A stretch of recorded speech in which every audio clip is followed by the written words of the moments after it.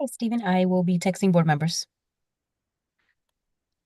Sorry, I just realized my computer was muted. So if anyone said anything, or the very last thing that I heard. I said something very profound just now.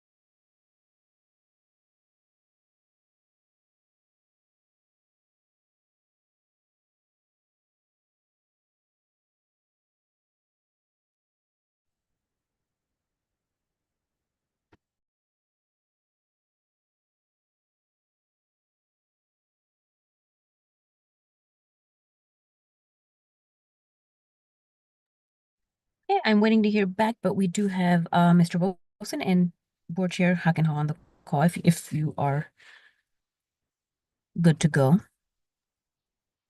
We'll give another like minute or two, maybe if that's all right. That is fine because I also just realized Dr. Ratley's not on.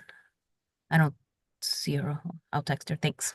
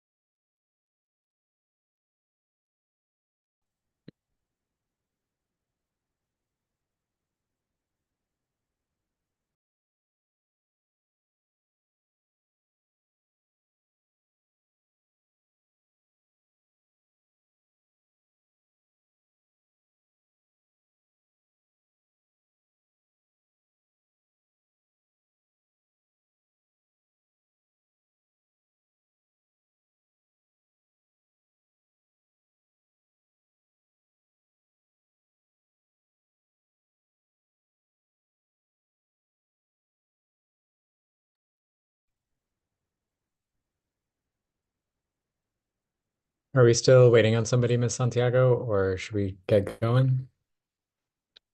Ms. Hooker, are you able to take the lead? I don't see Dr. Ratley on the call.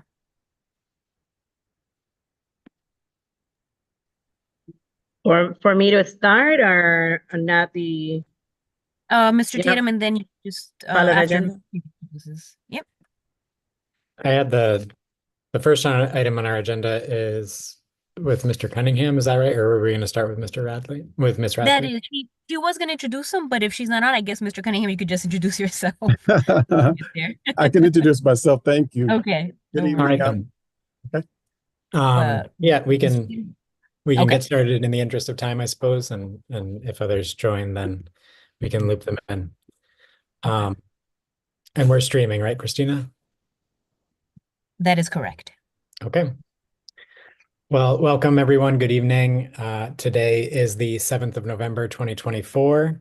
My name is Stephen Tatum, member of the Board of Education and chair of the Family and Community Engagement Committee. This is a Family and Community Engagement Committee meeting, and we have a few items on the agenda tonight. We'll start with item for discussion that will be decided at the upcoming regular Board of Education meeting later in November. Then that is the acceptance of funds for adult education services. And so, Mr. Cunningham, if you want to introduce yourself and Okay. take it away. Good evening, everyone. My name is Terrence Cunningham. I'm one of the newer members of the administrative team here in Hartford. I started a little over 3 weeks ago. So it's been a pleasure to be a part of the Hartford educational community. To first start off, I'd like to go to the summary for adult education and cooperating eligible entities. We would like to request the Board of Education for approval to accept the grant funds at the November 19th board meeting. To give you a little background with regards to adult education, according to Section 1069 of the Connecticut General Statute, each local and regional Board of Education in Connecticut is required to establish and maintain a program of adult classes or provide for participation in such a program through cooperative arrangements with other boards of education, eligible entities, or a regional educational service center. Hartford Public Schools provides its own adult education services. Regarding cooperating eligible entities, they are approved by the State Department of Education. The grant application is submitted by the CEEs through Hartford Adult Education to the State Department of Education. Upon the Department of Education approving the grant, funds flow through Hartford Public Schools to be distributed. The relationship between the CEEs and adult education providers is common in many communities across the state. We also have, below that, you can see our operating budget of $3,082,530. 65% of that comes from the state, which is $1,991,623, and 35% comes from the district, $1,090,907. With regards to CE's grant, Literacy Volunteers receives $121,041, and the Urban League receives $7,800, which is a total of $128,841 to our CEs. On the next slide, we're going to talk about a little bit of a adult education background, and we're going to start off with some adult education successes. We served 102,000 students with 12 hours or more. When I say 12 hours or more, that means that a student must be in class at least 12 hours to be identified as enrolled in a class. So out of that 102,000, we enrolled 2,810 students in our classes. 191 students improved their basic skills. 215 students entered into employment, and 42 students have made progress toward their diplomas during that time period. Below that, you can see a listing of the programs that we provide and offer here at Adult Education. And the categories are, as such, GED, English, and Spanish. In the next column, you can see where it says credentials received. And that program, you can receive a high school diploma equivalency. Within the GED program, we offer educational services with regards to language arts, social studies, math, and science. Class times, all of our class times, so I won't go through that with each one of the programs, is Monday through Friday, days and evenings, except on Fridays. We do not offer evening courses. And all the courses are offered at the Adult Center, 85 Edwards Street. The next program is our Adult English Learners, which is our ESL program. There's not a certificate grant in that program, but our students learn English proficiency at different levels, and we're supported strongly by our academic programming. Next is our credit diploma program, which is a high school diploma program that you actually receive a high school program diploma once you complete the 25 credits in each of the individual course areas. The next program is our NEDP, which is our National Education Diploma Program, which is also a diploma granting program.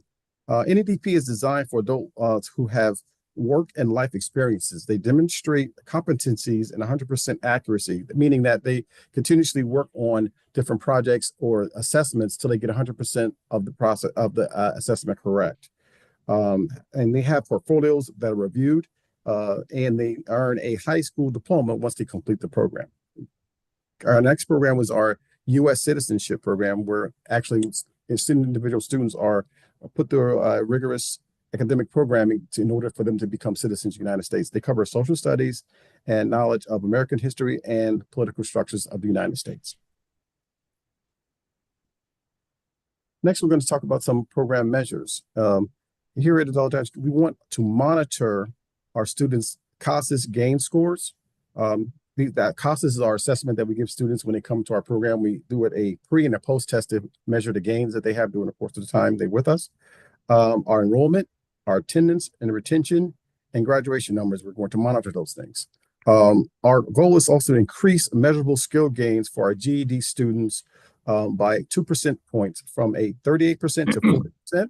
We also want to increase the measurable skill gains for our ESL students by 2 percentage points from 22% to 24%. We want to increase our educational functioning levels in our math students by 2 percentage points from 47 in June of 2024 to 49 in 2025. We want to also increase educational function levels in reading by 2 percentage points from 49% in June of 2024 to 51 in June of 2025. We want to increase our GED graduates by 2 from 21 in 2024 to 23 in 2025. We also want to increase our NEDP graduates by 4. That means going from 18 in June of 2024 to 22 in June of 2025. At this time, I believe my wonderful colleague from the Literacy Volunteers is with us this evening. Mr. Morris, are you present? I thought I saw your name on the screen. Yes, I am. Yeah, thanks so much, Terrence, for setting that up and going through that. And so everybody, I'm Steve Morris. I'm the Executive Director at Literacy Volunteers of Greater Hartford. And I look forward to working with Terrence for years to come. So a little bit about LVGH. We are located at 30 Arbor Street in Hartford, and we've been servicing adults in Hartford for over 50 years. And we've been working with the Hartford Adult Education Program, both formally and informally for many years as well.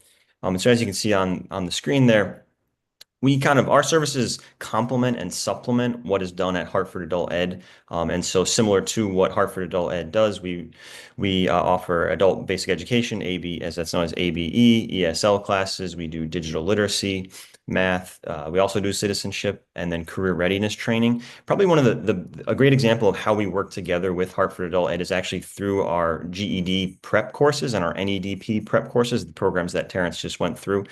So similar to Hartford Adult Ed, we use the exact same testing procedures, which is known as CASAS testing. That's statewide. Every adult ed provider is using those, and which makes it easy for us to refer students between the two programs. So if somebody arrives at Hartford Adult Ed and would like to join the GED program and is testing too low, they can then refer them over to Literacy Volunteers, and we receive their test scores, and we know exactly what areas they need to work on, and then we can provide a small group or one-on-one instruction for that student, and then we can have them retested when we feel they're ready to take that test again, and then once they reach the desirable score to be accepted into Hartford Adult Ed's programs, then we'll refer them back. So that's a good example of kind of how we partner with Hartford Adult Ed. Other services we provide We also have a career pathways program, and that is open to not only the students that come to Literacy Volunteers, but it's also open to Hartford Adult Ed students, actually really open to anybody in the community that is looking to enter the workforce, move up in a current job. And through that program, people are building resumes. We have staff that help them with resumes and kind of just job readiness training skills. And within that program, we also have certifications that we offer. These are industry recognized certifications, and everything that we offer, just like Hartford Adult Ed, is offered free to the student. And so they can come to us for industry recognized certifications, and that will help someone gain a entry point or even a step up in the culinary or hospitality industries. Right now, we offer what is known as the ServSafe certification. We offer 2 of those, and we more recently offered a guest services course. And as it says on the screen there, we offer classes morning, afternoons, and evenings at our Hartford Literacy Center, which is at 30 Arbor Street. And these small groups typically meet 4 hours each week, so they usually meet twice a week for 2 hours. And our courses run 45 weeks out of the year. We have a fall, winter, and spring term, and we also do a 6-week summer term. This last year, we worked with over 500 students, and I would assume that would happen again this year. Like a lot of adult ed providers, we're seeing just rapid growth in our services, and we have wait lists. I know Hartford Adult Ed does too, so it's just trying to do the best we can to meet the need. And then there you see the total grant amount that we're requesting from the state. But as Terrence pointed out, it comes through the city of Hartford, and that money, as we pointed out, we have to match all that money from our own private dollars that we raise as an organization, and that funding is critical to us being able to meet our staffing obligations and also our program and organizational costs. So that's a little bit of overview on what we do at LVGH.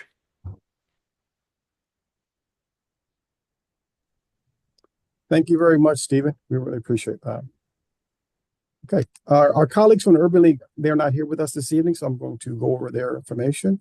The Urban League of Greater Hartford Community Education Program provides underserved individuals in the Greater Hartford region with basic education and GED preparation services in the context of career preparation.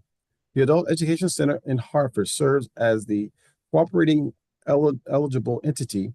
The state funding is $7,800, provides GED books, writing tools, notebooks, calculators, software tutorials, participation in field trips, and college and career services. Expected outcomes: measurable skill gains in the CASAs. The objective is to increase the GED measurable gains by 2% in reading and math, improve 2024 reading educational functional levels from 55 to 57 in 2025, improve math education functional levels from 40% to 42% in 2025. Okay. In closing, we want our students to continue to grow as adult learners and improve their lives personally and academically. We also want to improve their literacy and numeracy abilities, develop skills for employment and self-efficacy, and achieve personal and professional growth in their lives. So thank you for your time and the presentation. If you have any questions, we're willing to entertain them at this point. Thank you very much, Mr. Cunningham. And yes, welcome to the Hartford Schools team. Thank you very much. Are there any questions from board members or anyone on the call for that matter? I see Mr. Aristotle-Ledger's hand. Go ahead, Mr. Aristotle-Ledger. Thank you and good evening. I apologize for my camera being off. I'm currently driving. I have a question, and thank you for the presentation. I have a question with regards to the goal. It's that you just mentioned, Mr. Cunningham. It's a 2% increase. Why so low? Well, at this point, we wanted to be ensure that we're able to make those gains. And we're trying to ensure that our students, our staff is able to try to have an achievable goal based off of the data that we're receiving from our assessments. May I ask a follow-up question? Of course. Okay, thank you so much. Is there something that could be done, perhaps adjusted with regards to the approach so that goal could possibly be increased, or could the actual approach be revisited if the goal is so low? Well, at this point right now, that I just came on board, we're going to be reviewing all of our assessment information to determine whether or not we can increase our goals based off of what I'm seeing as far as our student achievement, student progress, as well as things that we're doing to try to bolster up our students' academic performances. So I'll be reviewing and assessing these things as I move forward. Great. And once again, welcome. Thank you so much. Thank you so very much. Appreciate it. Ms. Hockenhall, I saw your hand up a moment ago. Did you have a question? I have the same question as Ms. Darcel Ledger. Thank you. Great minds, great minds. Ms. Brody, I see your hand up. Go ahead. Thank you. I just didn't, excuse me for my ignorance, but I wasn't aware of who Mr. Cunningham was. Is he staff? Yes, I'm looking for introduction. I'm the new director of adult education here, and started about 3 weeks ago. Okay, welcome. Thank you. Thank you so very much. I have a question about just the money and the actual decision that is going to be before the board. I understand, I understand the 121,000 that is sort of passed through the district and goes to the one vendor.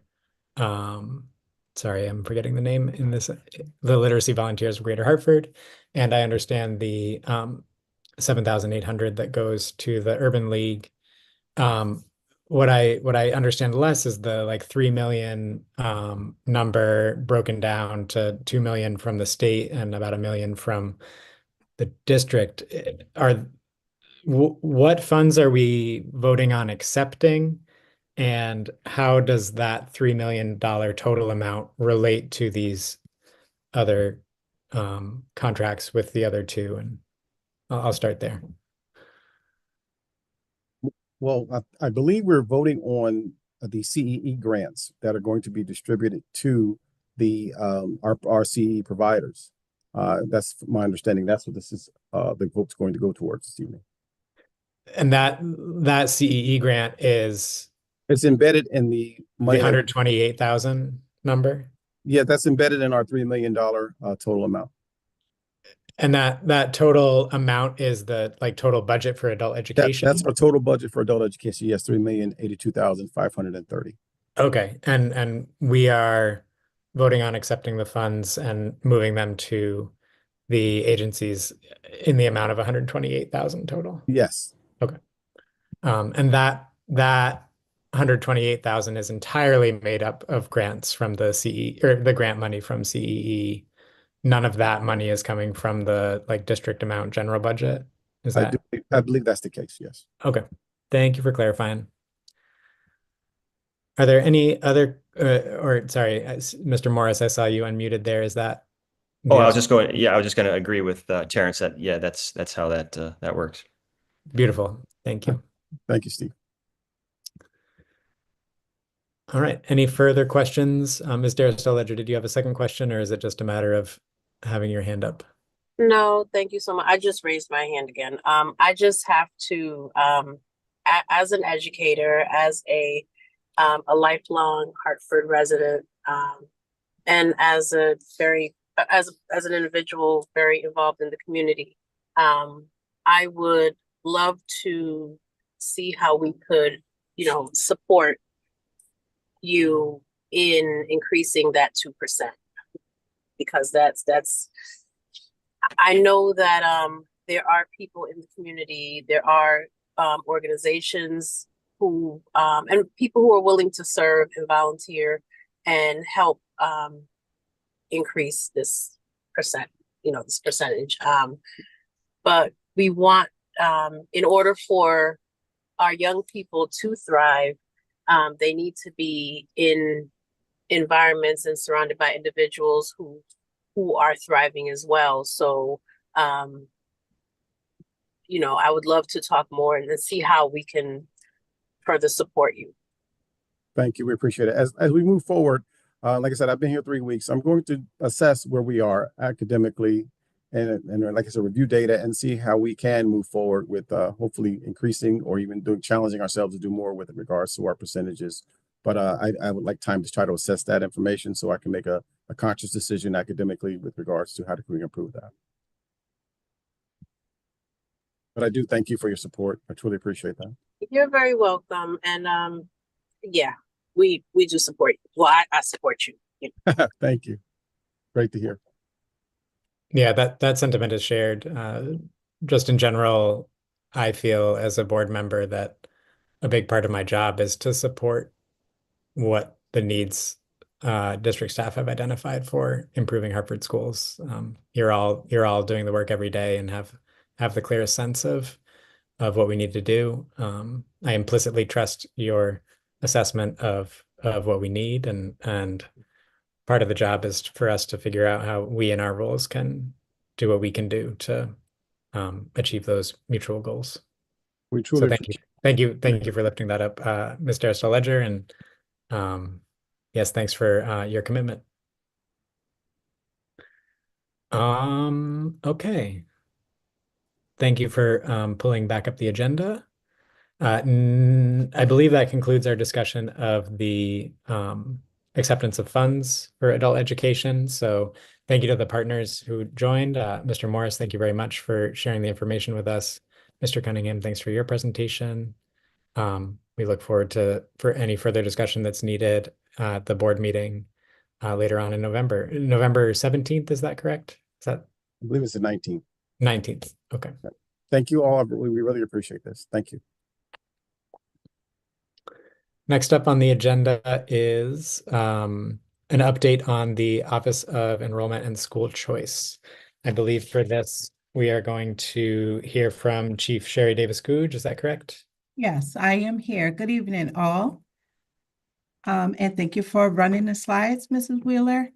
I am Sherry Davis-Googe. I'm the Chief Operating Officer. I am here joined with Carolyn Ross-Lee, who is our Director of the Office of Enrollment and School Choice. We wanted to come before you this evening just to give you some information on our registrations to date since the start of school and to talk a little bit about school choice. Next slide. Thank you. I will just do a start by just sharing that our Office of School Choice and Enrollment team works alongside the Strategic Partnership and Fund Development team in the Welcome Center.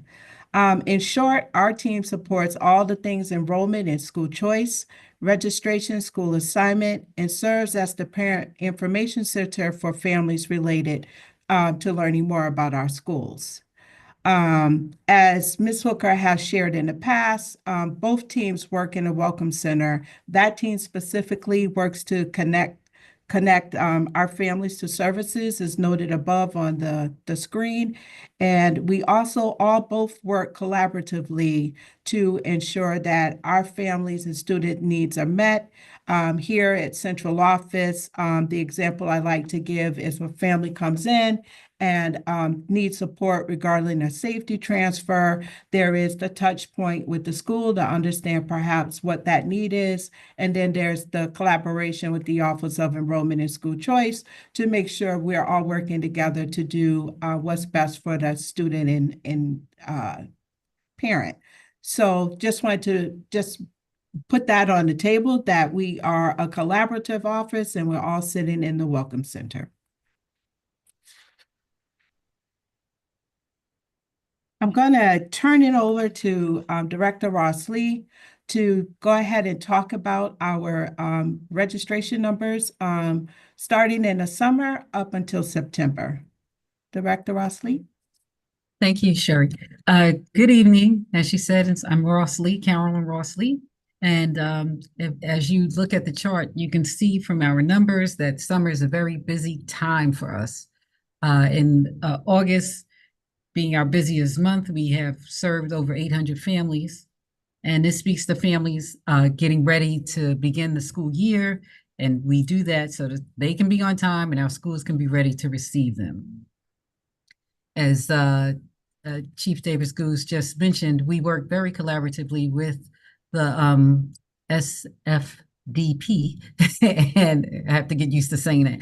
And I want to give both our teams a strong shout out because we developed a system this summer to work more efficiently, to bring families in, triage their needs, making sure that they have the documentation and everything ready, to ensure that they can complete their registration and finalize their placement. It was very much team effort, and everybody worked very well together collaboratively. So, any questions? Before we move to questions, I just have a quick, I just wanted to chime in. I believe that in a prior committee meeting, there was a question related to how students are assigned to schools. So I just wanted to touch quickly on that. So students are placed in school within the zone based on their address. We currently are working with 4 zones, and the address is tied to the zone. So if I live at 2 Main Street, that zone is Zone 2. So students are assigned to a school within the zone based on the following criteria: distance from home to school and the number of available seats by grade. Ultimately, the office works to balance the enrollment across the zone, the schools, and overall district. It's important to note that when families register and indicate that their child was receiving services in their prior district, for example, multilingual services, multi-language lingual services, or support services related to special education, our office connects with those 2 offices or any other office needed to support their placement to get some consultation to make sure that the school we are placing is appropriate for their learning. I think I see a hand. Should I pause? Ms. Brody, is your question for me? Go ahead, Ms. Brody, if you would like to ask. Yes, thank you. So I'm person who asked the question about placement. Mm-hmm. And what you said, I don't know that that's practiced.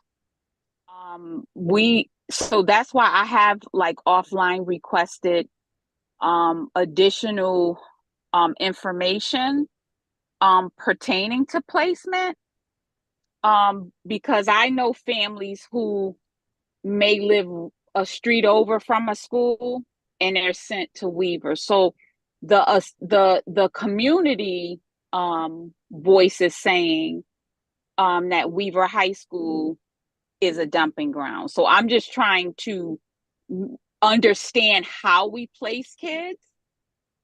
Like, who decision is it? It doesn't seem like the description that you have just given, and that has raised my concern.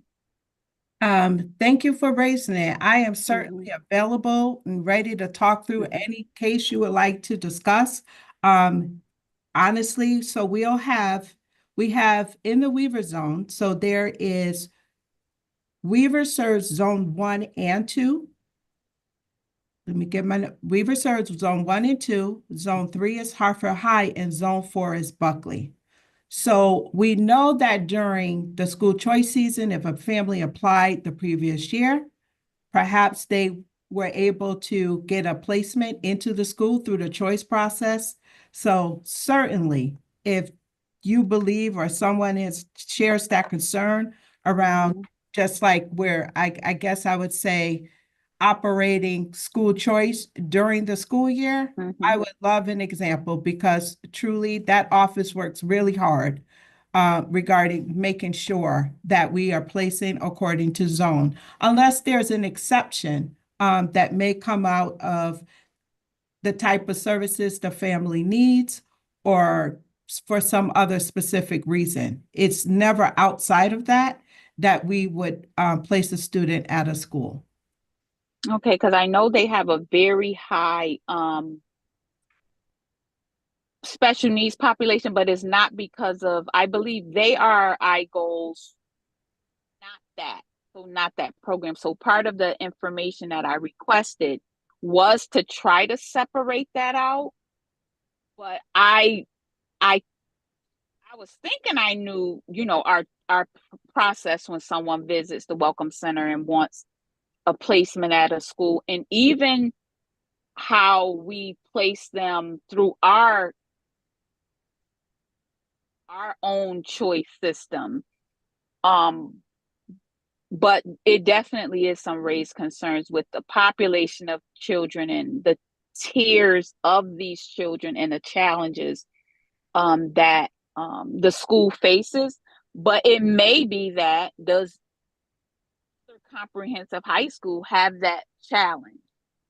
May be the case too. It may seem like to one school population that we don't even have, you know, the staff to accommodate maybe some of the special needs students, and we feel like we have more. We feel like placed here and we can't support them the way we know we should. So it may feel like that, but it may feel the same way. Hartford High may feel the same way, but because I don't know the information, and I'm just dealing with that population, why I asked for more information to be more clear. Because it may be and I said in the other meeting also that, you know, our magnet schools, they don't take in after October 1st, they're not taking in another kid. They don't have, like, it's not like a rolling enrollment all year. That's why that was raised in our workshop. So that's the information I'm pretty much looking for, so I can see the challenges across schools. Yep, and there may be a point there, right? I'm smiling a little bit because we kind of get this touch point every year around the different feeling from schools around, like, are they getting more kids than other kids? So we definitely can pull the data. We had some preliminary data, but I will connect with Ms. Santiago to figure out if we should bring your request back here, or is it going to be a separate meeting where we just provide you the data and you share your questions back? Okay, yeah. So, because I sent her the breakout of how I wanted the data to come. Okay. So I can better understand it holistically. Not a problem. All of our enrollment data is in our PowerSchool enrollment system, so we can just pull it. So whatever data you need, I'll connect with Ms. Santiago and we'll get it to you. Okay, and through you, Mr. Chair, is this I just did want to ask, because I know we used to get the Welcome Center data in a different format. Is this the new format, and are we reporting out a little differently than what we did historically? Through you, Mr. Chair, for Ms. Davis Gooch. If I may, I believe that later in the agenda today, there's a Welcome Center report. That's correct. I would say that this is supplemental, if we look at it that way. So no, I think you're going to get the data the way you're used to receiving it. Okay, thank you. I appreciate it. Oh, you're welcome. And later in the agenda, Ms. Brody, if it's not what you're used to seeing, then I'd love to hear that. Okay, thank you. Yep, just again, that was just our way. We usually come here and just give a start of the school year, and we knew that these numbers might be something of interest, and so we wanted to start there. So now I'll hand it back over to Director Ross Lee. Could we pause real quick? Mr. Wilson, I see your hand is raised. I'm sorry. Do you have a question about this? Yeah, just really quickly. I just want to point out, in relation to Weaver High School specifically, this seems to have been an ongoing issue for quite a while now. I've raised this issue quite a bit in the past in how kids are enrolled throughout the year at Weaver High School. I don't mean to pile on, but I kind of want to emphasize the importance of us getting that information. So any meetings separate from our committee meetings that we're going to have regarding this, I'd like to be involved in, please. Absolutely. I do have specific examples. Alrighty. Thanks. Yeah, so let's just make sure that Ms. Santiago can share any of the data that is gathered, and with you, Ms. Brody, you can help us make sure that we share that around with the whole board. Yeah, she usually does. Even if I ask, she gonna give it to everyone. Yep. Thank you. All right, thank you. Yeah, please continue. Ms. Ross Lee, you have more? Yes, thank you. I just, as we are gearing up for our next wave of high activity, I just wanted to talk about the school choice application process timelines. And so that's what you see before you right now. The placement process begins with the RESCO managed, state managed process, which is Magnet, CTEX, and Open Choice. And those open December 3rd and will close on February 7th for the on-time applications. The late application will start in March 11th. So key dates, December 3rd through February 7th for on-time applications for the Magnet, CTEX, and Open Choice process. Our district process will begin on January 8th for on-time applications, January 8th through April 2nd. And we'll close then, and our late applications will begin on April 16th. During the application season, just so everyone knows, our office works with our families to make sure that they are all aware of the opportunities we conduct team visits, school visits.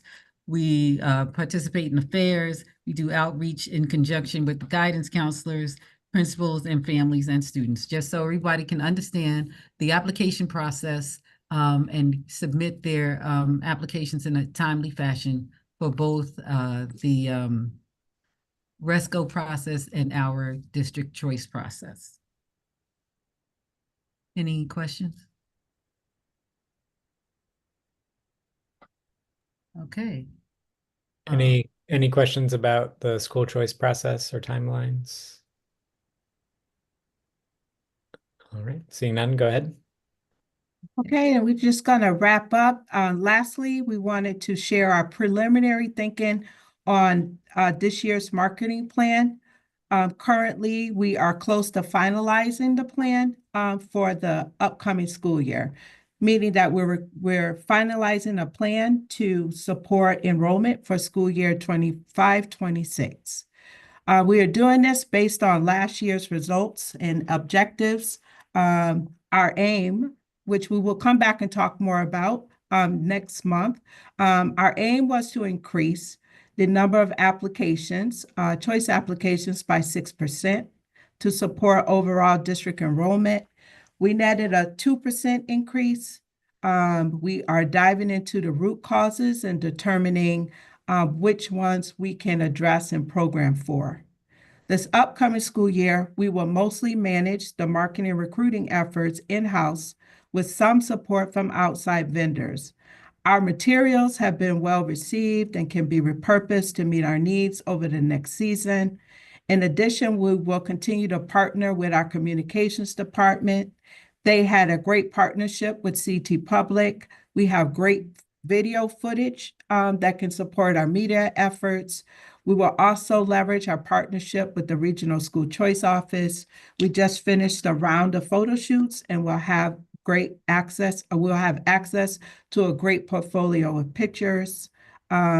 We are working with a budget of about $150,000. We will use those dollars to focus on social media, radio, print materials, and video. So again, we'll be back next month to bring back our full plan and to dive into our metrics from last year's season. And open for questions.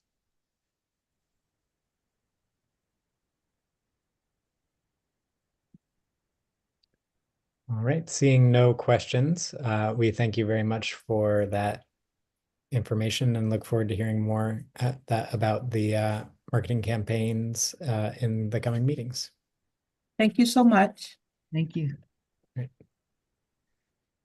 Next item on the agenda is 2.02, an overview of community schools. I believe we're going over to Ms. Janelle Hooker for this. Do I have that right?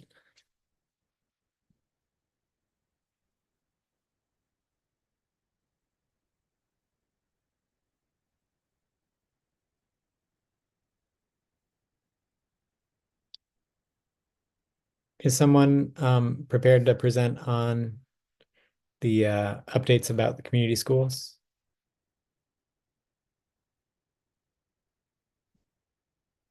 Or am I out of order? Nope, you are. Thank you Okay. so much.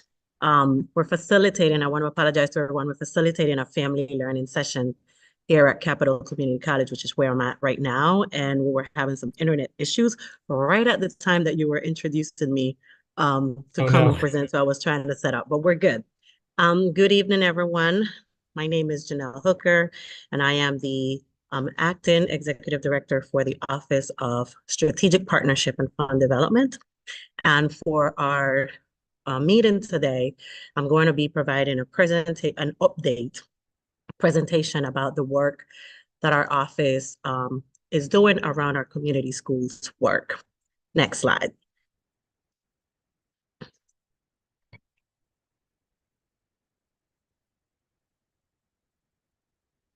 So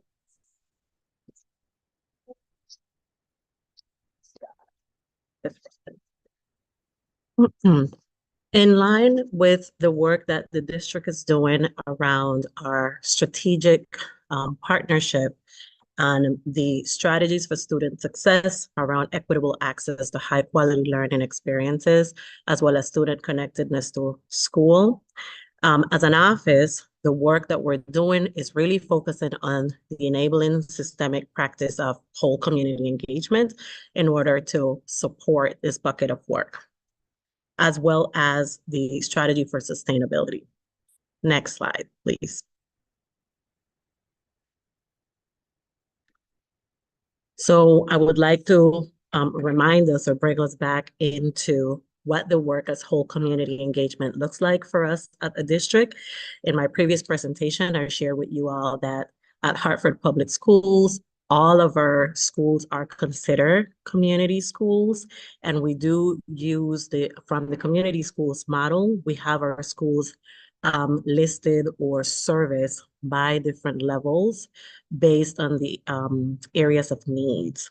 And we did talk about level 1, and here it lists what are the services that our level 1 schools from a community school standpoint would receive. Level 2 is the items that are listed for level 1 plus intentional community partnership.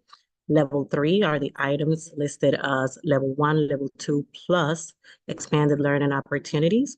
And then level 4 are the items listed on level 1, 2, 3, plus integrated student supports, physical and mental health wellness.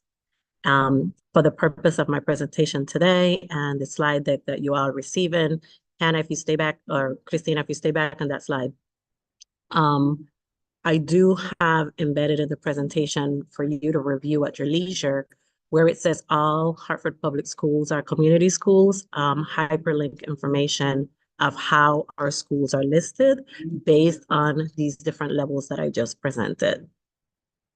Next slide, please. So just to ground us, I wanted to make sure that I shared with everyone what is the definition for community schools. The best way to think about this definition, which is the way that I, when I do professional learning with any of our principals or anybody here at the district, is for us to think about it from a triage approach, which is our school administrators, our families, and our community-based organizations. We're all working together to ensure that we have supports and services in place to be able to support our students within their academic learning that we're offering them. Next slide, please.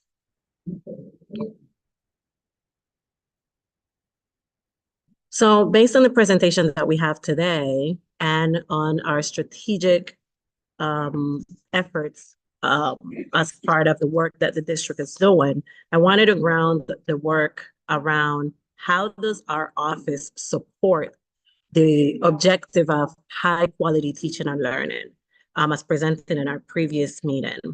So we do work around intentional work and interdepartmental collaborations. So not doing things as a vacuum, but working with all of the different offices within the district to provide support to our schools. We worked in doing needs assessments to help us really gather the information needs to make informed decisions around the community-based organizations that we're working with, the services that they're bringing to our schools. We embedded this year, we're working this year to ensure that we are strategically working on between the classes that our students are receiving or the curriculum that our students are receiving during the school day and the activities that they're participating and being a part of as our extended learning services that our CBOs are offering. So an example of that could be if we think about math and we think about measurements, and maybe we have a partner coming in to provide art-related projects, maybe the painting of a mural. So we could look at measurements from the sense of, in the extended learning or the after-school programs, on how we practice with our students the measurement of the space that they're going to use to do the mural, what are the different angles, so that our students can have a practice to the curriculum that they're receiving during the school day. They're getting a different lens on how to think about that same information from a hands-on standpoint. Our office has also been working on doing monthly training assistance and to our CBOs as well as our in-school staff, so that we can make sure that there's level set information around the community schools work. We have site visits and we also have feedback structures in place so that we're not making decisions in a vacuum, but that we're keeping in mind the voice of families and students as we are embedding and doing this work. We are making sure that we work on intentional partnerships. So that means that we want to be in line with our plans for schools, excellence and accountability, our PSEAs. So this means that we're working directly with principals to understand what are the plans that the school has. So as we are working in collaboration with CBOs, we are in line with meeting the needs of the schools and the students that attend those schools. So that's where that intentional partnership is coming. And we're currently working on ensuring that we have protocols and procedures to support the work that we're doing in collaboration with all our different departments. Next slide.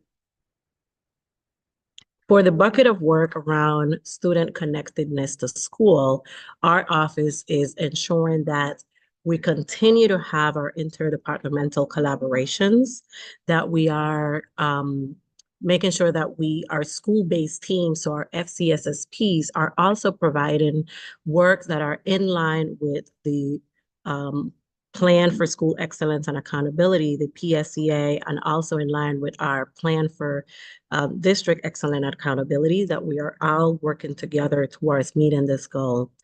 Family learning sessions, as I mentioned, and I'm currently at one of our family learning sessions to really make sure that we are providing our families with all the supports and trainings needed to ensure that students are being supported at home as well. So we have the CBOs, the families, but we want to make sure that everything is in line with what the students need while they're attending classes during school hours.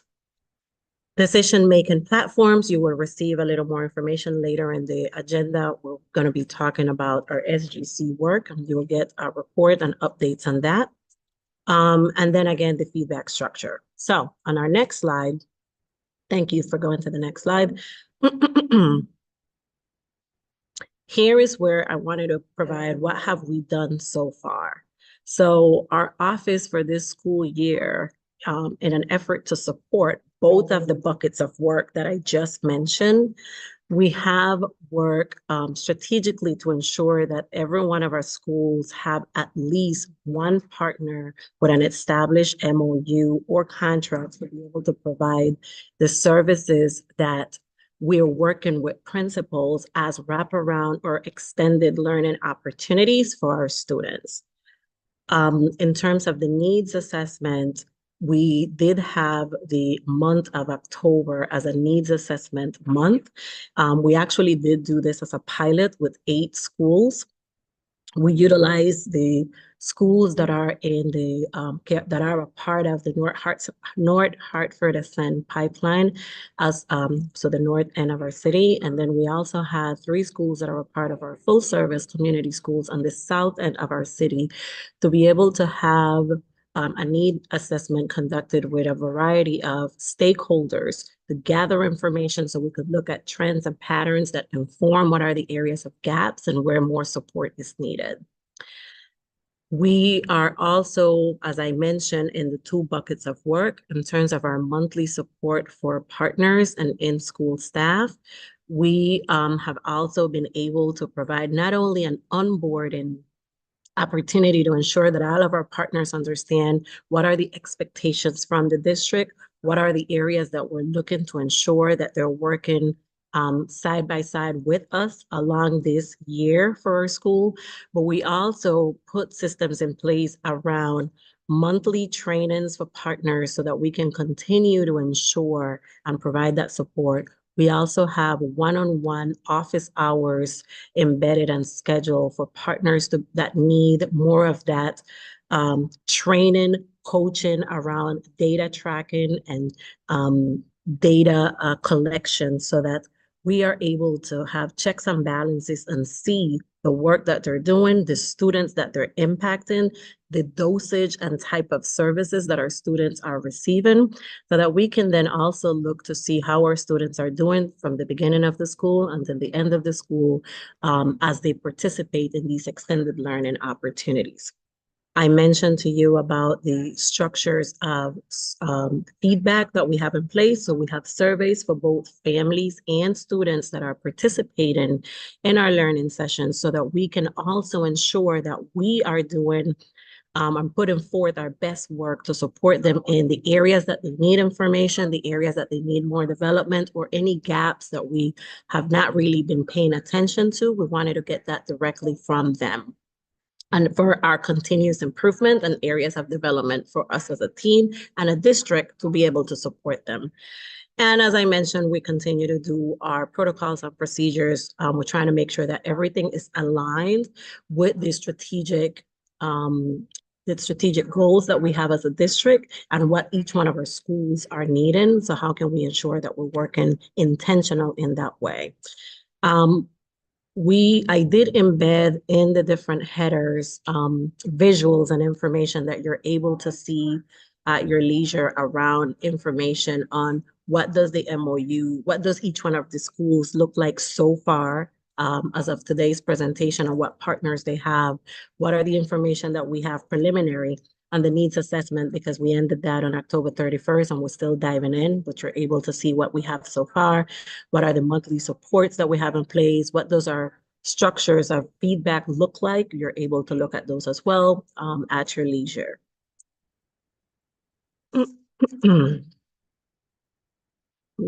Next slide. So what do we have in place as an office to be able to have checks and balances on the information that I just shared with you, to ensure that we are staying on top of continuous improvement and effective support to our schools? We have in place 2 site visits for the year.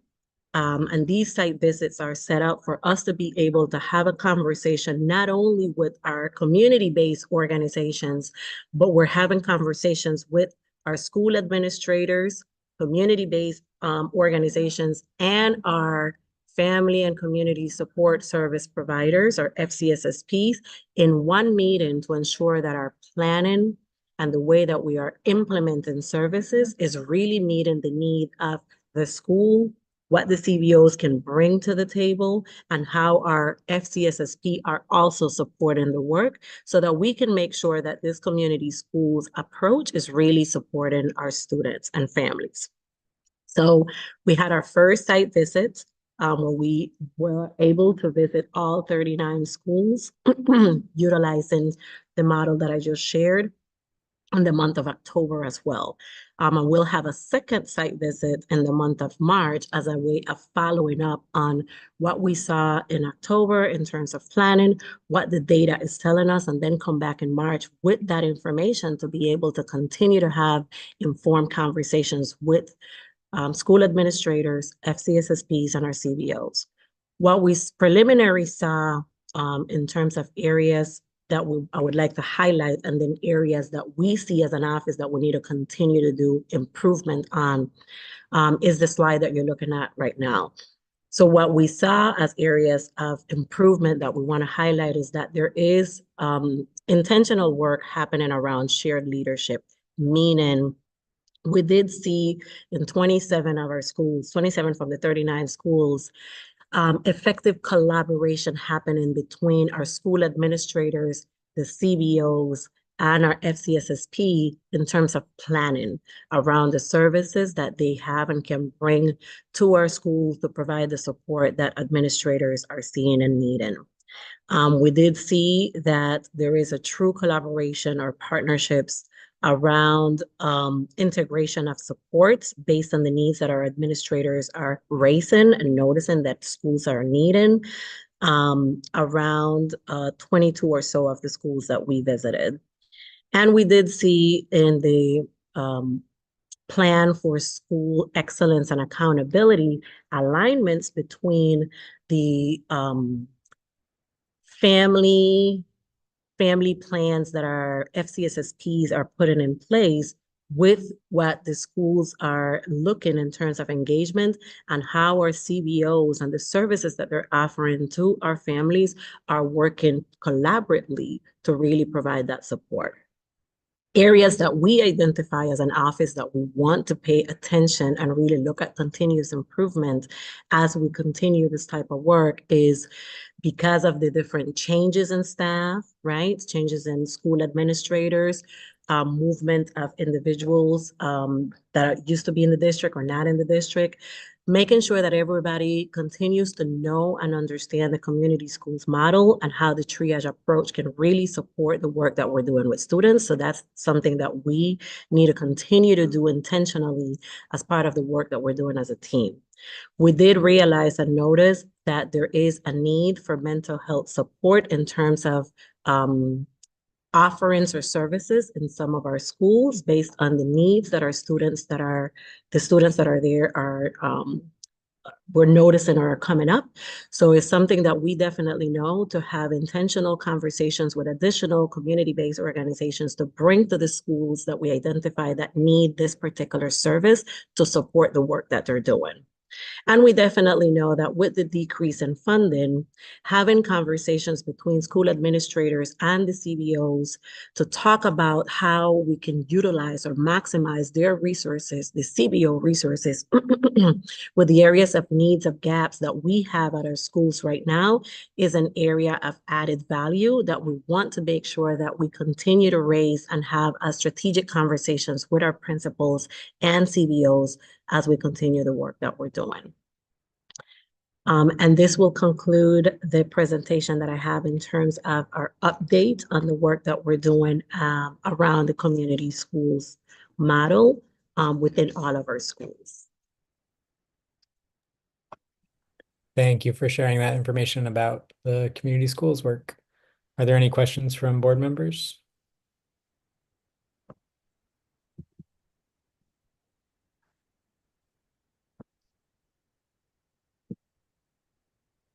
All right. Thank you for those updates. It's admirable to hear about all the efforts that you're doing to connect our students to these partner organizations and be really involved in each of the school buildings and making sure that they're connected up and that needs are being addressed appropriate to each school. I appreciate that and look forward to hearing how things turn out in your March site visits. All right, we'll carry on to the reports section of the agenda, starting with the SGC report. Back over to you, Ms. Hooker, I believe. That is actually to me, Board Member Tatum. All right. Good evening, everyone. My name is Alejandro Martinez. I am the Family Outreach and Engagement Manager for the district, and one of my roles is to oversee PTOs and SGCs and Title I across the district. So I wanted to give everyone a quick refresher of what is SGC and what it consists of. School governance councils were created by the state's educational reform law, that is Public Act 10-11111. And SGCs are a committed group of people that consists of parents, teachers, community partners, students at the high school level, 2 community leaders, and a principal that work together making important decisions on the academic success of your child's and others. So as you can see, a full SGC membership consists of 14 members, 7 parents, 5 teachers, 2 community leaders, the principal or designee who is a non-voting members, and as I mentioned earlier, at the high school level, 2 students. Next slide. In this slide right here, we can see where we are as of October 15th, which is when the administrators and FCSSP submitted their report for the SGC rosters. As you can now see, we have 14 schools that are fully with other 14 members. We have 13, I apologize. We have 23.7% of our schools who have the 14 members. We have 55.3% of the schools who have 13 to 9 members of the SGC. 8 to 1 members, 13.2%. And then pending elections are 7.9%. At this moment, we have 192 parents at the district level as members of the SGC. We have 142 teachers and 56 community partners. This and then we can go into Hannah, we can go into the full report so that the board members can see. Oh, not that one, the title one I gave, just in case anybody wanted to see the school breakdown of where we are per school. That's something that I provided to the board members as well. So there we can see individualize which schools are where and the areas where they're missing. One of the things that I want to mention that this data is as October 15th. Once we receive this data, I was able to review and meet with FCSSPs and connect with school administrators. I have already received some updates. FCSSPs just submitted their monthly report to our office on October 5th, which was 2 days ago. Once I finish reviewing all those reports, including rosters. November 5th. Sorry, thank you. November 5th, I'm able to update the rosters and share that with you all as well. And before I move to Title I, if anyone has any questions regarding SGC, I will take those right now.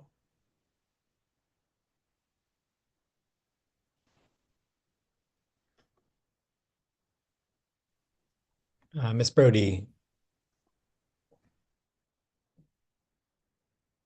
Hello, I just wanted to ground. I knew we do well. I know we do probably better than other districts, but I just wanted to make board members aware that per legislation, right, for school governance councils, you're either compliant or non-compliant. And compliant is fully seated. The non-compliant is not fully seated. I know we track ours just knowing like how many, because we need to know what schools have some, how what schools are doing better than others as far as like members. But in the eyes statute, you're either compliant or you're not. And I wanted to just ground that for new board members.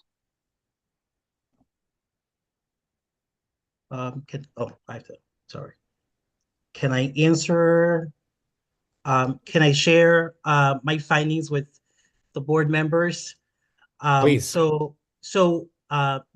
Board Member Brody, that's one of the things that over the years I've been at the district for 3.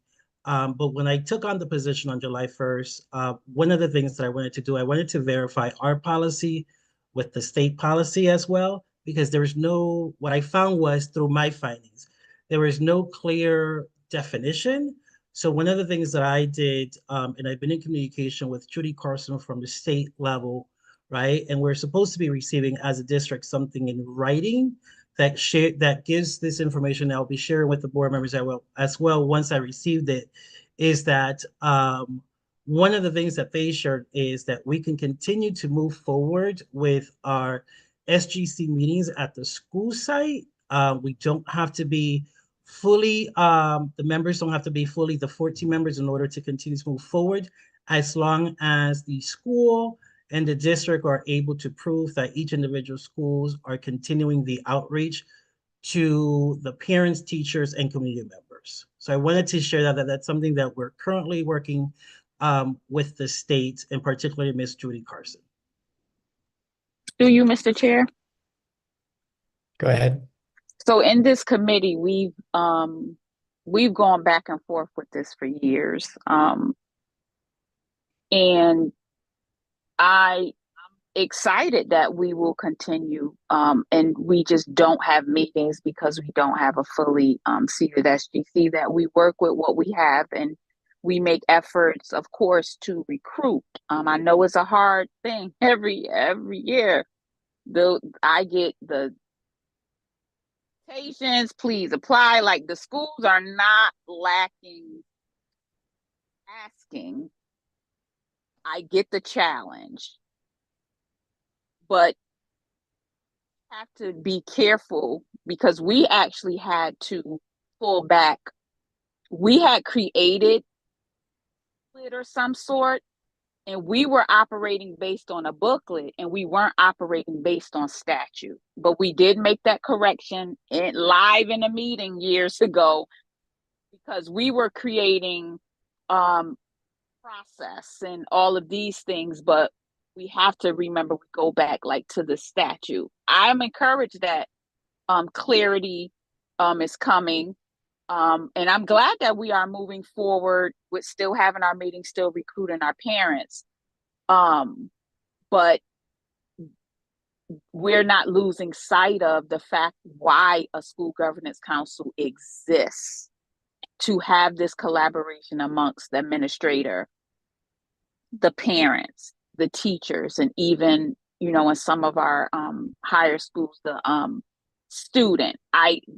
The reason why parents fought for this legislation many years ago was for that very reason, that we all have a voice. We're at the table at the same time, trying to have a better school, and everyone being informed and having a say in it. So I do appreciate what we do. I think we probably go above and beyond than other districts in our reporting, our, like, how we think about it. These reports tonight even look different. They look fresh. I'm impressed, but we still have to keep pushing along to try to get these schools fully seated because of why, it was created in the first place. Thank you. Ms. Alvarado, I see your hand. Thank you, Board Member Tatum.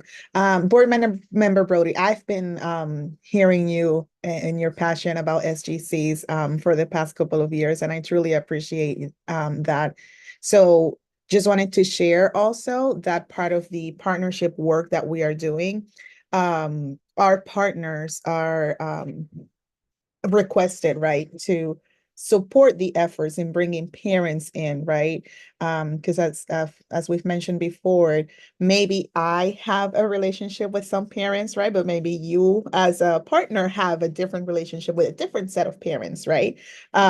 So in hopes of expanding that, some of our partners are requested, like, hey, you need to take a vital role in SGC membership recruitment, right? In these meetings, making sure that the message is delivered. So just wanted to add that there is an extra touch point, right? Starting this year with the efforts of getting the parents and even the teachers, right, in to these SGCs, because we know how important it is to be in compliance. So just wanted to add that the entire department is working for this to happen. Thank you. And thank you for sharing that. Back over to you, Mr. Martinez. Sure, if I have no further questions, we can move over to the Title I report. Please do. Thank you.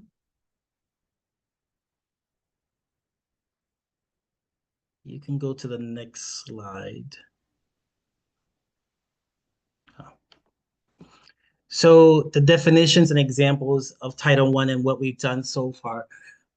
So what is Title I? So Title I funding is federal funded program that provides financial assistance to schools with high percentage of students from low-income families. The goal of Title I is to help close the educational achievement gaps and ensure all children receive a high-quality education. So as a district, we received Title I funds for parental engagement activities. What are allowable expenditures, right? These are not funds that we can just spend freely. So they're meant for educational purposes for families, so such as family math and literacy nights, parent resource guides and books, supplies to conduct workshops at the individual schools. There is a slight percentage that can be used for refreshments, professional speakers, and family book clubs and supplies. One of the things that I did this summer was actually connected with the state. And if you guys are wondering, wow, what did you do this summer? You're connecting with the state. This is a new role that we took on, even though I've been at the district as of July 1st. So I just wanted to make sure that we were in compliance with not just at the district level, but at the state level as well. So with the help of Ms. Jamir Soto Santana, who is the acting director of the financial planning and grants manager, we set up a training for the FCSSPs at the school level, but also for some members of the finance department who are the ones who receive the requests from the schools to process the Title I funds. One of the reasons why we actually did that was because there was a shift, right? So there was a shift in myself taking over this particular session for the department, Yamir actually being new to the actual role itself. So we wanted to make sure that we started fresh. Everyone had the information, and we were able to support and be on the same page across the district. During that day, Ms. Jennifer Murray provided an understanding, allowable uses of Title I funds for family engagement. In addition to that, familiarity with the CSD resources support family planning on Title I family engagement events. And if we go over to the next slide. So for Title I family engagement, we receive 161,915,000 with 52 cents. As of November 1st, as a district, right, all schools have spent the amount of $6,000.25 and 20 cents. We might say, oh, out of 161,000, we've only spent 6,000. As Janelle Hooker mentioned earlier, one of the things that we wanted to make sure was that we were all connected. The Family Action Plan and the PSEAs that the administrators work on as a team were both due on October 15th, and we wanted to make sure that those two were a reflection of each other. So the funds that you actually see that were spent were from October to mid-October to now November 1st.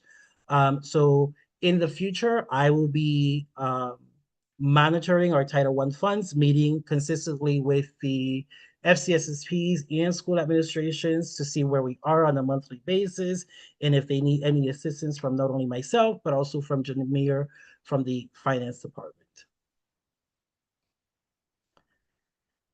Does anyone have any questions in the data that was just shared? Ms. Brody? Okay, so the report that we used to get, it broke down every school, and every time this committee met, we were able to know what was encumbered, what wasn't spent, what was not spent. And the purpose of that is that some years we had to send Title I money back to the federal government, and we did not ever want to send money back that's supposed to be for getting parents on board with the education that their children are receiving, knowing how to support them in that. That was very helpful, but that was my comment. My question is, the district also receives Title I funds to engage parents the same way, but as a district. So what is that amount? Sure, I can share that. So out of the 161, that includes the district amount as well. So that is $50,000 that gets allocated for the district. I believe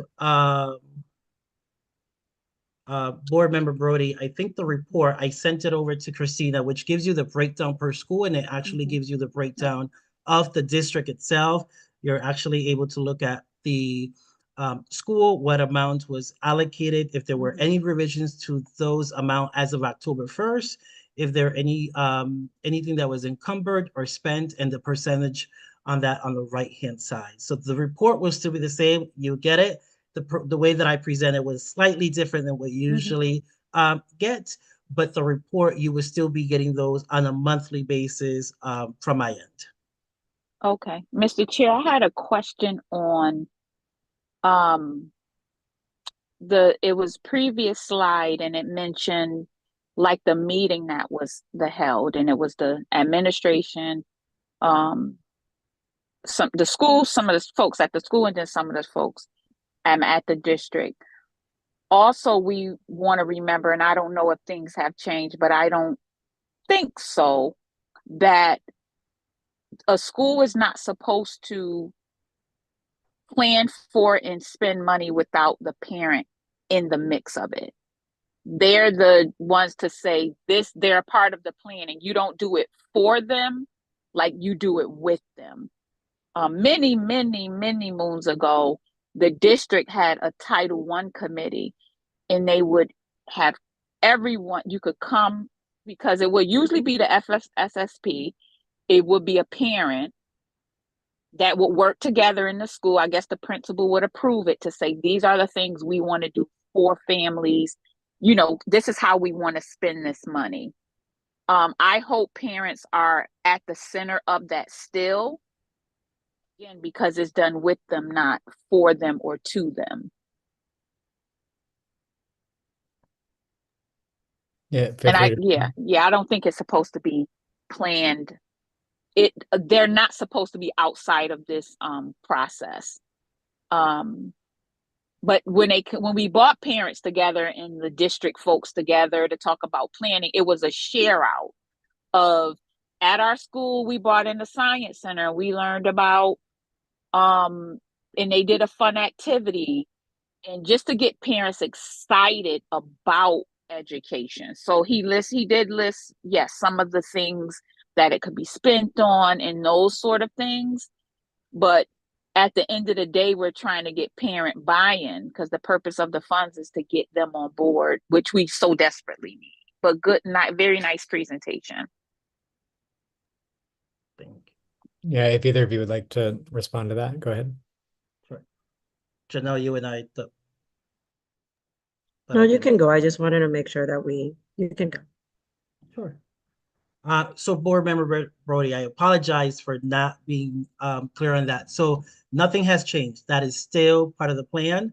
Parents are part of the process with the FCSSP and school administrators to actually spend the Title I funds. It's not something that the FCSSP or school administrator just spend on their own, so that has not changed. One of the things that we have in place as an office, we do receive monthly reports from the schools and the FCSSPs directly of all the activities that they have done. So we actually have the breakdown of that information, what happens at each individual school, what activities, what workshops, if it's an attendance event. So that's something that our office also tracks, so we have that information as well.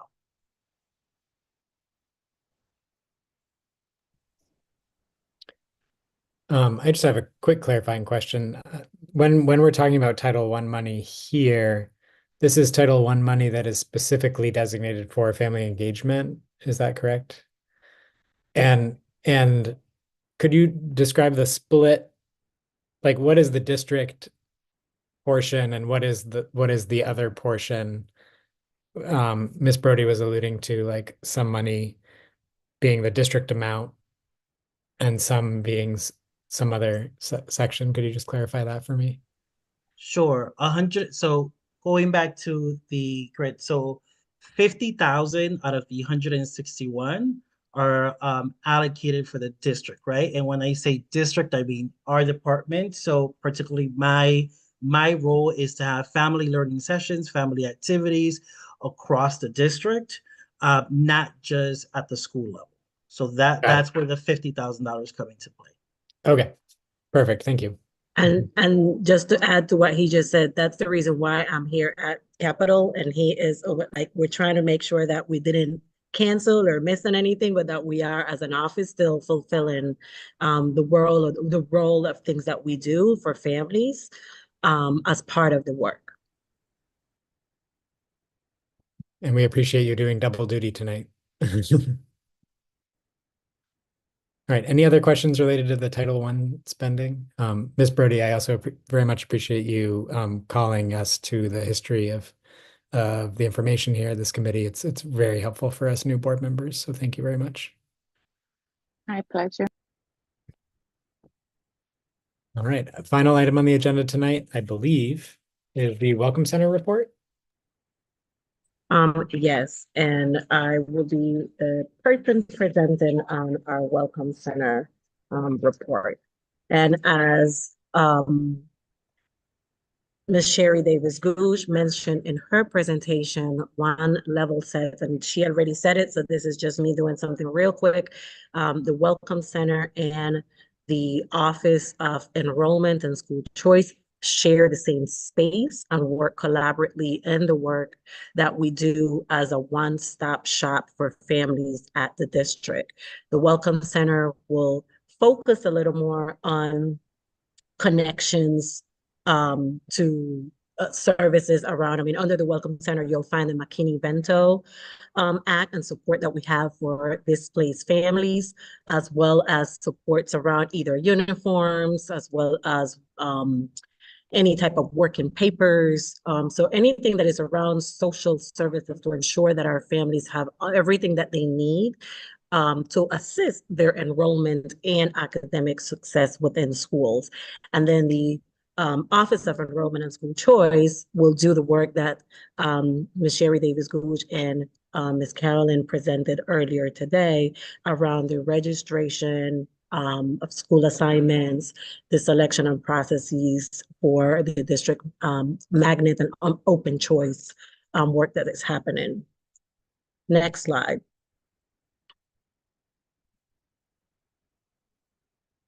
So just to keep our work grounded in the through line of how our office, inclusive of the Welcome Center, is supporting the bigger buckets that we have as a district for our strategic objectives, the work of the Welcome Center is directly impacting our student connectedness to school. So some of the things that are happening within that body of work are around interdepartmental collaborations that the Welcome Center needs to develop and provide in an effort to ensure that our families and students are receiving that wraparound support. And that means not only the collaborative work with the Office of Enrollment and Choice, but also the special ed department, this transportation department, and all the different services that we may need to have as touch points to ensure that our families receive what they need.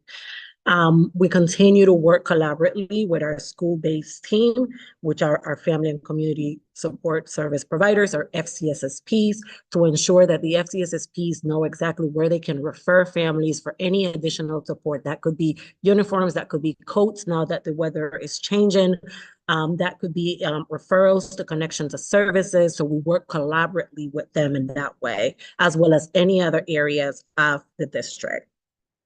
I did mention, or we spoke about, family learning sessions. So under the work that we're doing at the Welcome Center, we also have the learning sessions that are specific to our displaced families, to ensure that we are providing them with the rights and the different services that they have as part of the McKinney-Vento Act.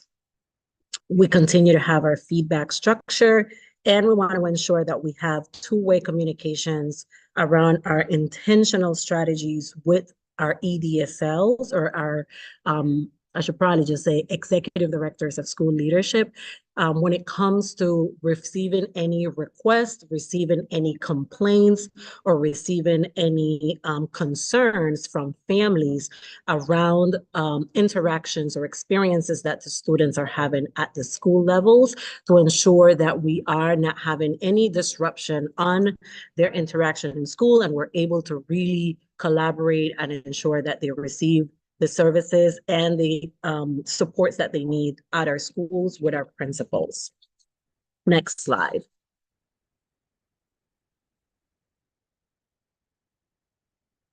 So we did provide to the board, or we gave Christina to provide to the board, the full report from the Welcome Center.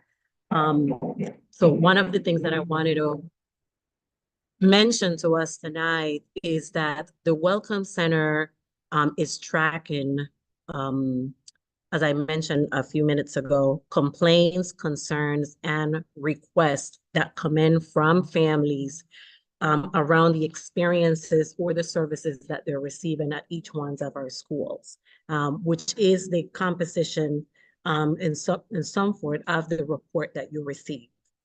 What is the difference between concerns and complaints? Our concerns are around anything that is affecting the welfare or happiness of our students within their interactions in school.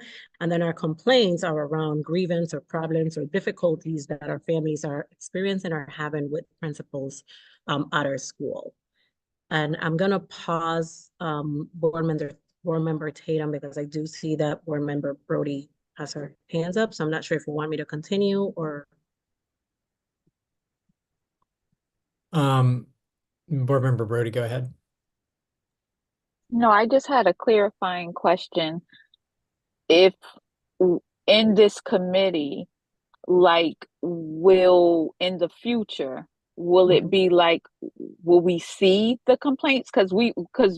In the past we had the opportunity to talk about it in real time. Like, you could see there was this amount of concern, and you can see in this school we could discuss, like, please explain, like, what's that all about? Like, why was it this influx this month with this school calling or contacting the Welcome Center about this issue?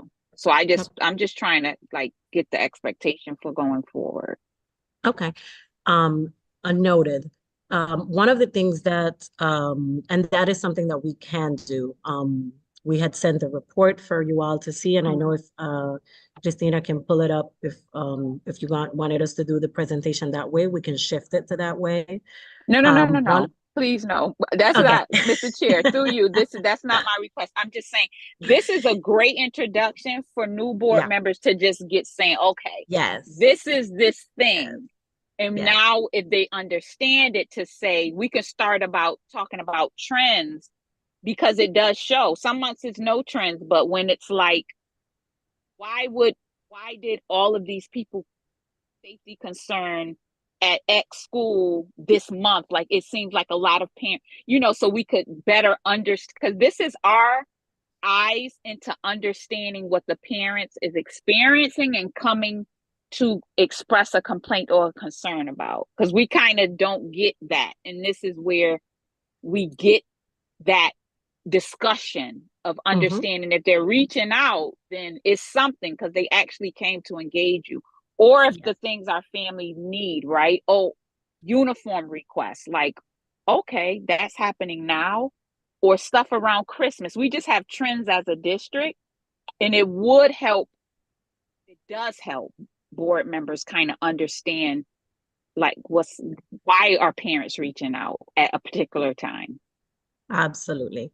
And thank you so much for bringing that up. So one of the things that I would add to what Board Member Brody said is some of the work that we're doing at our office in support of that report is to be able, in the near future, I kind of see the light at the end of the tunnel, in the near future, for us to be able to bring up what are the amount of concerns, the areas of concerns, but also share with you what are the concerns, what have been done with those concerns, what are the ones that we were able to resolve, what are the ones that we're still working on, and what are the bottlenecks to not having a particular concern or complaint or request resolved at the time. So we're currently working on making sure that we are tracking accordingly, not only what comes in, but how we are processing it and how we're working with our different departments to ensure that things are resolved in a timely manner. And then identifying areas that we may need a little more time because they may need a little more discussion and whatever processes or things that we may need to work on. So that is something that we're working on right now. And I'm hoping to be able to have our reports, not sure if next month, but I'm hoping that for January, our reports to be able to reflect information that way. So for the months of July, August, and September, the Office of the Welcome Center did have a total of 638 intakes. And intakes, everybody that comes into the Welcome Center, the team does have an intake form or intake process where families are able to provide us information around what is the reason for them to be visiting the Welcome Center. And the reasons are categorized or bucketed in 3 major buckets. It's either a complaint or a concern, or they have a request. So out of the 638 intakes that were completed between the months of July, August, and September, 26 of them were complaints, 35 of them were concerns, and 577 of them were requests. So some of the top reasons that we were providing engagement services around this breakdown that I just said, were around, and on the slide I have services for our displaced families. So that is, we had 248 of our intakes were for families that were homeless, where 91 of the 248 intakes were new families that became homeless during the period that we're discussing right now. 77 of them were a part of the families that over the summer we had identified as displaced and came in during this period of time of July, August, and September to receive information, to be connected around supports that they needed. So for us to be able to provide them with the necessary information for that. 46 of them were our displaced families that needed some type of assistance. And that could have been transportation assistance, that could have been food voucher or food assistance, that could have been clothing assistance.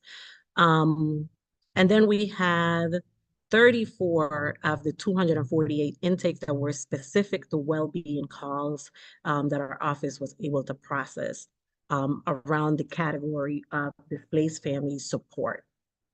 Another one of our top reasons or top areas from this particular intakes that we're talking about were transportation. So 129 of the 638 were transportation intakes, and that's broken down in the following.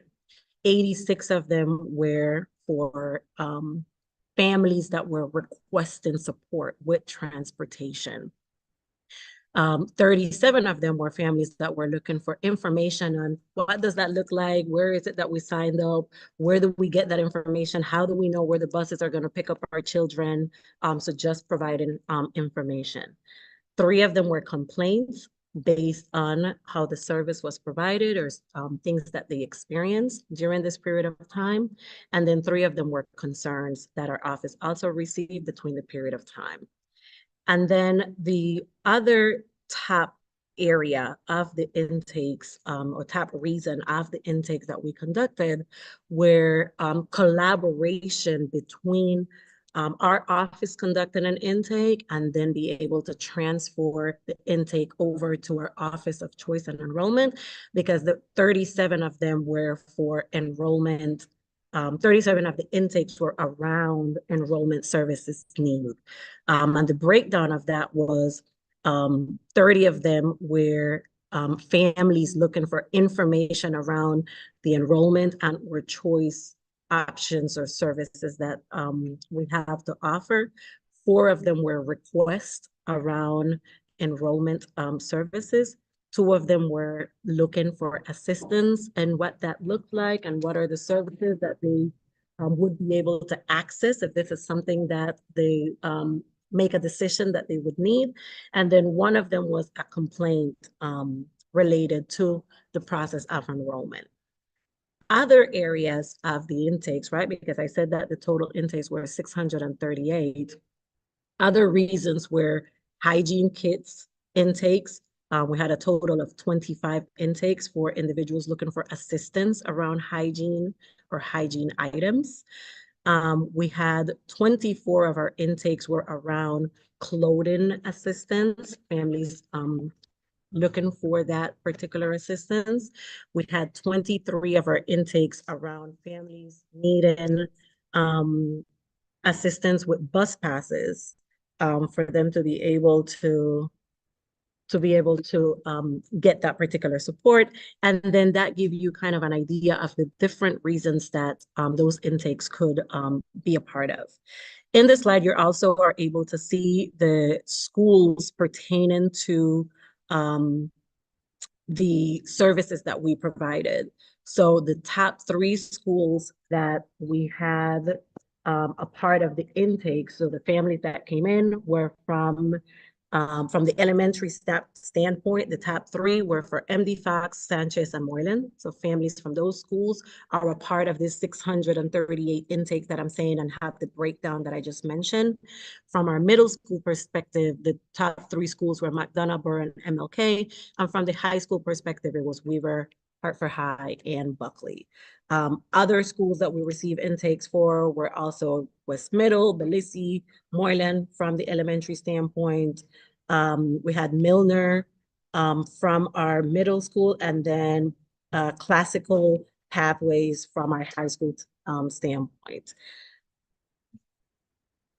And then I did have at the bottom a little note that said that we're currently revisiting how we really have information to provide, what has the office done to resolve the information that we are receiving and collecting from families coming into the Welcome Center. And then the last slide that I have for us tonight, if there is no questions around the Welcome Center overview that I just provided of the report, and I do note what Board Member Brody said, so we'll make sure that we have a different approach moving forward, is the different services and activities that our office is and will be working on for the month of November.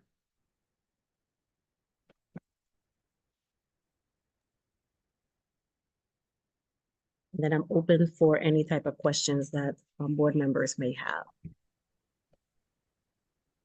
Thank you very much, Ms. Hooker. And thank you to the rest of everyone on the call from the district. Thank you to board members for your engagement and your questions. I am mindful of the time. We're a little bit over time. Big shout out to everybody for packing a lot in and learning and growing together. If there are no other questions, then that will conclude tonight's Family and Community Engagement Committee meeting. And we will see you all next together, I believe, at the